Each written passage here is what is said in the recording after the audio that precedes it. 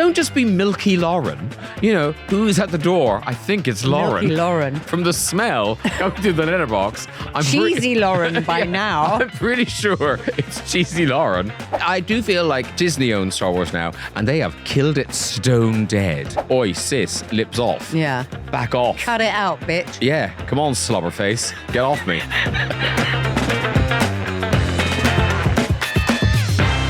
Hello there, and welcome to this edition of Wanging On with Graham and Maria. I'm Graham Norton, that's Maria McErlane, and this is where we gather to hand out some limited advice. How are you? May the 4th be with you. Oh, it is May the 4th, isn't it? Now, you're not a Star Wars person, are I've you? never seen Star Wars. Are you that person? I am that person. Oh, 'cause remember that was a whole show. I've never seen Star Wars. It was a radio show. I can't remember. Was it Marcus Brigstock? I think it might have been, Yeah. yeah.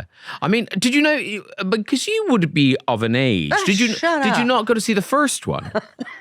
Everyone went to see the first one. No, it's not my thing. No, it's not my thing. But I don't watch things with dragons or space or rockets. I'm with you with dragons, Yeah. but I like a bit of space. Do you? Yeah. Okay. Well, I felt the first one. I remember as a kid living in Cork, and I remember seeing the very first poster.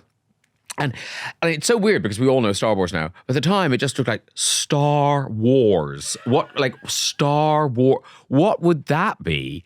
It just seemed, and it had the logo, but it didn't tell you anything about the film. Did you think it was a war with some stars? Celebrity battles. No, there was nothing. Cher fighting Cloris Leachman.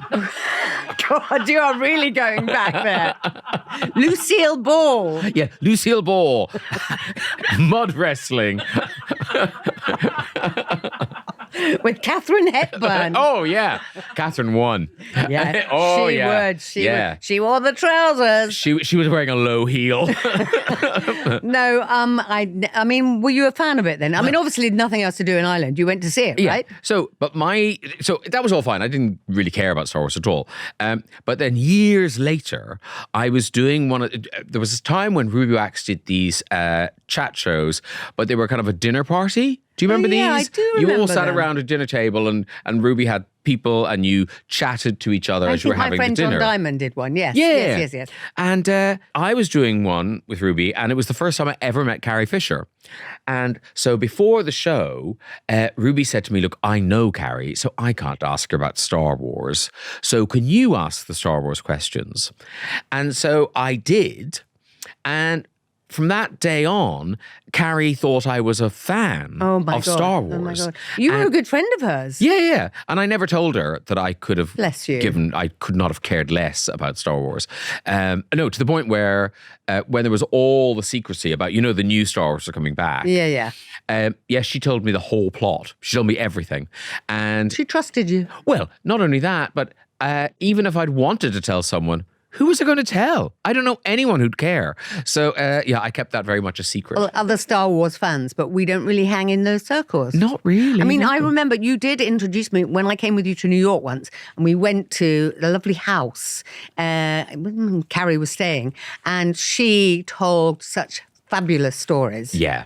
I mean, she was such a great raconteur. But also, it was so weird. Like, Star Wars was the making of her and the undoing of her. I think Princess Leia, that's a big old thing to drag through life. Yeah, it is. It's hard. And also, Carrie was more than just Princess Leia. She did fabulous books, Surrender the Pink, what are the postcards? Postcards from the Edge. I mean, and she was just genuinely funny and so well-liked. The Year of Magical Drinking was also... Wishful Drinking. Wishful Drinking. The Year of Wishful Drinking, that's right. I'm thinking of Joan Didion.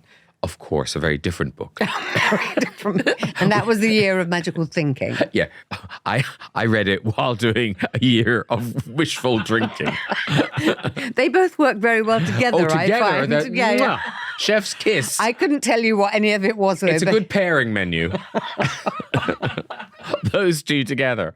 But I do feel like Disney owns Star Wars now, and they have killed it stone dead. Well, it's been a long run, Graham. We've had had the before, the afters, the before, The spin-off. the sequel before the sequel. There was a really good spin-off, I can't remember what it was called. It was the one where they all died. And they all had to die because none of them were in the next one. in the films that we'd already seen. Oh, okay. And it was so weird watching a Disney movie and you're thinking, but these people are all going to have to die. And then you go, no, they'll find some weird Marvel, different timelines thing. No, all died.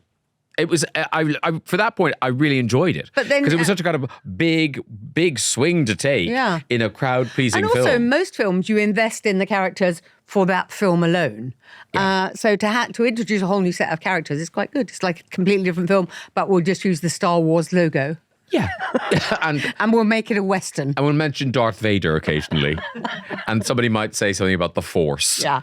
Yeah. I am your father. See, I know that. Is that I am your father? Or am I mixing it up with EastEnders? I am your mother. or is that Gypsy? I'm not sure. Or is it Lucille Ball? I want to talk a lot about Lucille Ball. Maria, we are going Yes. to dive headfirst into another dilemma. Next. Right, Maria, letter number 1 off the blocks, please. I think what I'll do is I'll get Rafi to read this one. If you could. Come on, read. Sausages. The problem is no food in this shithole. No treats, no reedy. Dear Graham and Maria, I came here for Taylor Swift, stayed for the dilemmas, and I love your podcast. Oh, thank you very much. I have an American aunt who comes to Is that the problem? Yeah. Yeah. Trouble is, I have an American aunt. Yeah. A non in she's from Philippines, I've just read. I have an American aunt who comes to visit a few times a year. Now, I'm not sure how it's done in the UK, but here in the Philippines, relatives and friends typically greet each other with cheek-to-cheek kisses. This aunt, however, tends to plant a big kiss directly on my cheek. I hate it, but if I make a big deal about it, it might hurt her feelings and embarrass my dad, her brother. Simply smiling and waving won't work. If we don't do a proper cheek-to-cheek kiss, it would be seen as rude and disrespectful. I figured I should just swallow my discomfort. However, she has now done the same to my fiancé after his first lunch with our extended family. He felt pretty violated as well. Oh, please. We just laughed it off after, but I'm wondering if there is any way to diplomatically get her to stop kissing us like we're infants, and that's a non in the Philippines. Listen, your aunt only comes twice a year to visit you. In the Philippines, from America. I feel like this letter will play better in the Philippines. Because I thought the aunt was going to be kissing them on the lips and maybe sticking in a bit of tongue. But I mean, if she's just putting her lips on your cheek, that's all right, isn't it? She's not tonguing you, is she? I mean, she might have a very wet mouth. You know the way some people have a very wet mouth? Ugh. That's not appealing. So I'm with you there. But I just think it's not worth bringing up. I just think she comes twice a year to see you from America to the Philippines. I think that's quite a long way for your aunt to come to be told not to do a kiss on the cheek. I think you're being a bit mealy-mouthed, frankly. Mealy-mouthed. I like it. Mealy-mouthed, you see. Yeah. I mean, I do quite like, you do it a lot on your chat show of, you know. Tonguing in the guest. No. You used to do that until the courts got involved. Yeah. But now you go like this. After the tribunal. You do that and you do that, but there's you don't actually make contact. No. That's kind of, I think that started in America, didn't it? Where people with lots of makeup didn't want to kind of smudge. That is kind of why I do it, because you don't want to sit through the whole show with lipstick marks on your face. Yeah. Which is, sometimes that does happen. But Particularly if I have an American aunt on. Which you have, you've had a few times. Oh, yes. But when you do that, do people kiss or do they just bang cheeks? What about banging cheeks? You make a kind of kissy noise, don't you? Kind of mwah. Yeah, okay. And then you're done. We'd go down very well in the Philippines. They'd love us there. I might move there. Yeah. I'm feeling that I need some physical contact. No, don't move there for that. No. No, air kisses is what she's talking about. Yeah. Most people, I think, now do air kisses. The French, they make contact, don't they? They do the kiss, bisou, Yes, bisou. yes. And I think that's where this is coming from. But You could tell your aunt that your boyfriend is Maori and that he does nose rubbing like that. Sounds worse. Maria's demonstrating on the microphone. People listening to this can probably hear a weird scraping sound, like we're starting a fire. Oh my God, flames. Yes, I do think Anonymous in the Philippines, twice a year, your aunt comes, family thing. It's just not worth saying, get your big sloppy lips off my fiance's cheek. I feel, yes, like I say, I feel like we're in some sort of cultural no man's land here, where Anon in the Philippines listens to the podcast, but has sent us a very specific problem to her. Yes. And we thank you for that. Yes. We're very pleased that you've done that. I mean, we're always unqualified, but I think in this instance, we are supremely unqualified. Yeah. You should probably write to someone in the Philippines who understands this problem. Because honestly, I think the aunt isn't doing anything particularly wrong. She's just making some contact with her lips to your cheek. I like the idea, suggesting you write to someone in the Philippines. Well, because they might understand this problem. If you go to @Wanging On, you might find a Filipino contact. Yes. Yeah. So that if you go to our Instagram @Wanging On, there'll be full details. For expert advice on kissing in the Philippines. Yes. You can probably Google it. Who should Google it is the American aunt. It's weird that the American aunt's brother doesn't say something. If the whole family... You mean her dad, Anon's dad? Anon's dad. Yeah. It's weird that if this is causing such problems for the whole family, Is it, that the though? brother doesn't go, oi, sis, lips off. Yeah. Back off. Cut it out, bitch. Yeah, come on, slobberface. Get off me. Yeah. Who are you, Finding Nemo? Oh, we're so childish. That's what's making me laugh. Yes, I think the dad doesn't say anything because he thinks the daughter is being a bit stupid. I mean, to say your boy... You can't call people stupid. Well... I'm just saying culturally different. Culturally different. Okay, no, but to say that your boyfriend is feeling violated is a bit much. Well... For those of us who have been violated. By your aunt. Coincidentally. Small world. She gets around is all I want to say. Yeah, and you're getting off lightly. That's all I'll tell you. Have any of the Wangers encountered the American aunt? Thank goodness. Sorry, Anon in the Philippines. I don't mean to be rude, but I appear to be. Jude says, I would text her in advance so there's no confusion and just say something like, hey, just to let you know, we've stopped doing cheek kisses lately, so we're doing hugs instead now. Look forward to seeing you soon. You can't text that to someone. Well, then when you see her in the flesh, you can hopefully hug it out without stating it again. I mean, thanks, Jude, but really... Isn't anyone joining me in thinking that she's being a bit mimsy? Oh, you could always say, I've got COVID. Yeah. Yeah. You could always have COVID. Or just say... Every time she comes. Oh, what are the chances? Well, just say, we've both got the flu. So, don't want to give it to you. That won't put her off. Shake her hand and said, Helga, the horrible in Norway. Oh, I like the sound of her. This is easy. She's found her people. Yeah. She Googled horrible people and we came up. This is easy, ! Tell her you and your fiancé have cold sores on your lips and just make that your chronicle condition until she gets the hint. Well, that won't, because she's not kissing them on the lips. No, she's in the cheek. I think Helga the Horrible has jumped to the conclusion that we all did, that this kissing was somehow lip-based, but it's still on the cheek, just with a little bit of... Pay attention, Helga the Horrible. Wet lip. Okay, Lisa from Dublin. Okay, she'll know. It sounds like your aunt loves seeing you and is unaware that she's making you feel uncomfortable. She doesn't visit that often, I expect, twice a year. And I honestly think this is something you should just ignore. When it comes to your fiancé, my husband reckons he should turn his face quickly towards your aunt, and when she looms in, she'll get a big smooch on her lips. Oh, yeah. Yeah, do that. Yeah, do it again. This may solve the problem and she'll never kiss your fiancé again. Or she might like it and then you're in a right pickle. Ha ha ha ha. Good luck with your dilemma. Thank you, Lisa. Then from you'll have Dublin. something to write to us about. Yeah. I took your advice and now my American aunt has run off with my fiance. I forgot to say, she's 30 and really hot. Miel in Manila. Oh, now, see, she'll know. Yeah. Wherever Manila is. Yeah. Is it near the Philippines? Capital of the Philippines. Yeah. Oh, it is in the... Oh, it's the capital of the Philippines. Yeah. Great, yeah. Good. She'll know. Yeah. Yeah. Oh, Being a Filipino myself, I know how ugh that can feel. I suggest wearing a mask next time they meet. Mask wearing is still a thing here anyway. People with colds or a cough use them, so it could be a good deterrent. I do the same when visiting family. At most, I get a clasp of the hand instead of a cheek-to-cheek kiss.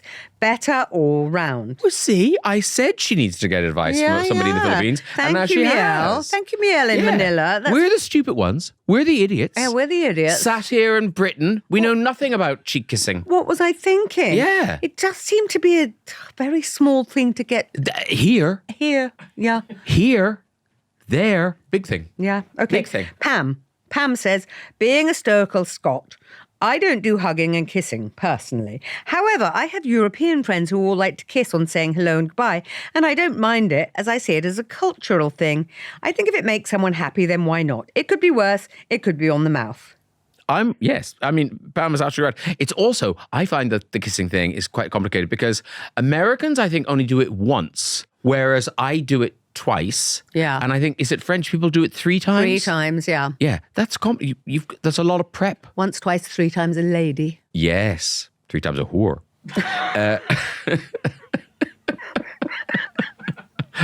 Once, twice, 3 times a disease.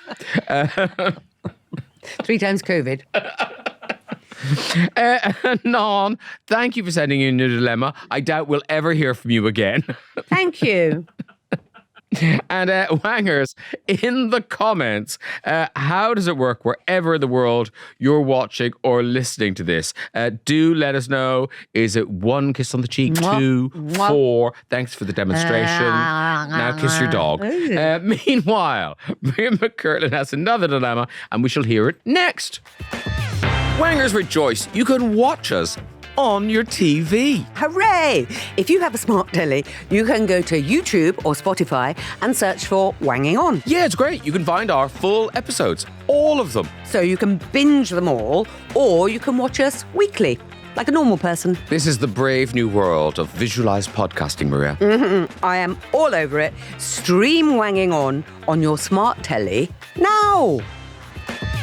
Maria, time to grab another envelope and tear it to shreds. I will. Dear Graham and Maria, I'd love to get your opinion on a recent dilemma. I've been working as a head chef in a big independent business for a while now, and a couple of months ago, I found myself conspiring with the evil HR manager in formal disciplinary proceedings against my sous chef. Now, conspiring, it will come back. Okay. In the course of this, I came across a couple of official letters that had been co-signed with my name, including a notice of dismissal. Poor sous chef. While much of the substance came from me, I didn't agree with all of the content and the tone was not in my voice. The HR manager in question is not necessarily the brightest of people, and this comes across in their writing. Also, they misspelled my name.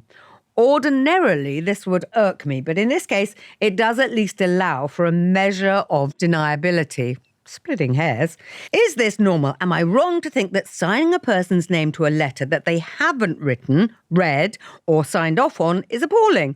Or is this like when your mum puts your name on the family Christmas cards? How do I go about making an HR complaint against HR? Thank you in advance for your sterling advice and keep up the wonderful work. From Mike in Brighton. Now, you see, Mike in Brighton, you have conspired with the evil HR manager. So presumably you've had to say Mr. Sous Chef or Mrs. Sous Chef is not doing the sous Yeah, no, stuff. they want to fire the sous chef. They want to fire the sous chef. It's just how they're doing Yeah. it. So I would say you have to say to the HR person, please, if I'm on a letter, if you're signing my name, I have to see the letter first. If only to make sure my name is spelt right. Yeah. I think Mike's main problem seems to be, I think he's happy for the sous chef to be fired. Yeah. Everybody wants that, apart from the sous chef, obviously. Yeah. Everyone wants the sous chef gone. But I think Mike's main problem is he doesn't want to appear to be stupid in these letters, which sound like they're badly written, poorly spelled. Yeah. And then, according to this, Mike in Brighton can't even spell his own name. So I think... Yes, I know what you mean. How do you complain about HR to HR?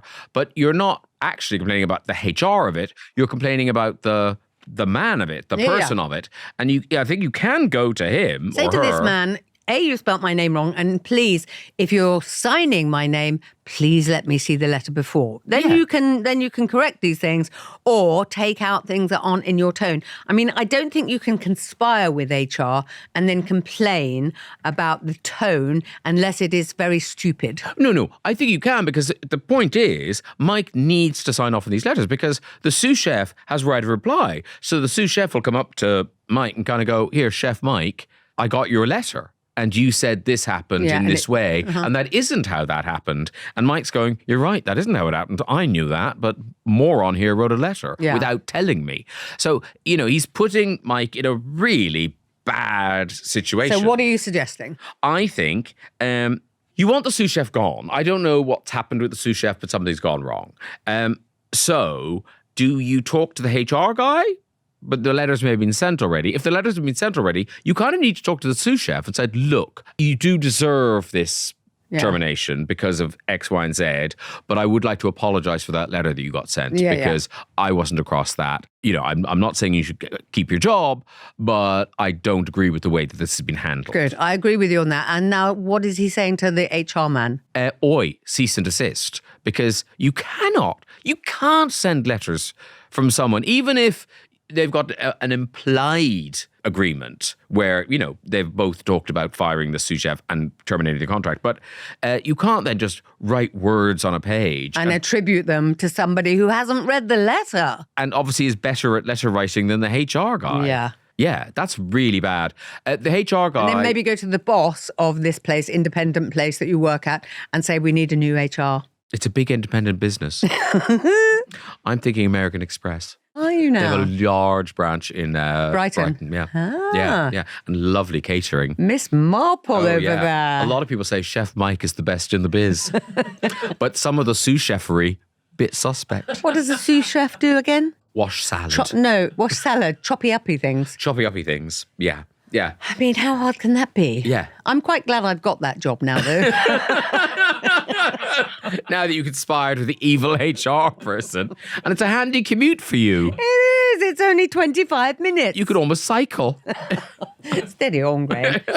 So I think that's what we're saying. You have to have a word with HR, and it would be very kind and the right thing to do to talk to the sous chef and say, I'm not in agreement with how that was done. Yeah, I think you need to, not just kind, but covering your ass. Yeah, because if this guy... Tribunal, yeah, Graham. he might kind of unfair dismissal, and then these letters come up and there's queries about the facts in them which are not correct. Mm-hmm. And then Mike is looking like an idiot that this guy has gone behind his back. I mean, this is a proper HR problem, which we are not qualified to understand. Have you watched the new Jury Duty? No, is it good? It's really good. Is there an HR problem? It's called Jury Duty Does... Is it Company Away Day or... Does Dallas. Oh, the Company Retreat or one of those, okay. So it's a small company. Sounds awful. It is, like, it's so hot making. It's a small company that make these hot sauces. And they go away with their hot sauce company for an away day, and they have this guy. So they're all actors, improv actors. Yeah. And then there's one guy who's an intern in the HR department. And I won't tell you what happens, but there's a lot of HR-based activity in the show. Hey, Maria. Yes? We know nothing about HR. Do the wangers? I hope so. Yeah, here we go. Diane says, if the letter is in your name, then you do have final approval and can make any amendments you wish or request that your name is not on it. Any letter with your name will be deemed to have been sent by you, so you don't have plausible deniability. If you wish to complain about HR, then you need to make a formal grievance. Your organisation should have a grievance policy. Just follow this. Oh, Diane seems to know what she's talking about. She really does. And of course, it's a large independent business, so I think they will have that facility for her. A grievance policy? Oh, yeah. There'll be forms to fill in. I just need to find out, do we have a grievance policy on this pod? Because No. I have a grievance. Sadly, this independent company is not large enough. Oh, Lisa in Massachusetts says, this is a tricky one.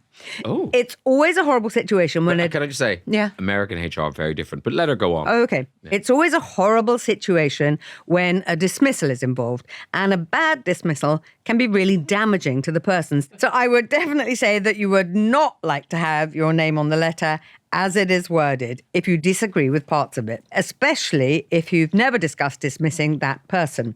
I do think I've been in a situation, though, where a person was dismissed and my name was added to a letter because I had been at the meeting discussing it. She went off on one there, didn't she? I wasn't listening. No, or did I just read that badly? I think, no, she No, did. her letter, it happened to her. Yeah. Her name was put on a letter. Okay. Oh, You're really, getting an Rafi? ear clean. You want to leave her? You don't want to live with the lady anymore? Oh, no. Find out where he wants to live. Battersea Dogs Home. I love Alison Hammond. And Ross we've got a lot to this one. Ross in Edinburgh says, People love a HR problem. they do. They love an HR problem. As someone who works in HR, Oh.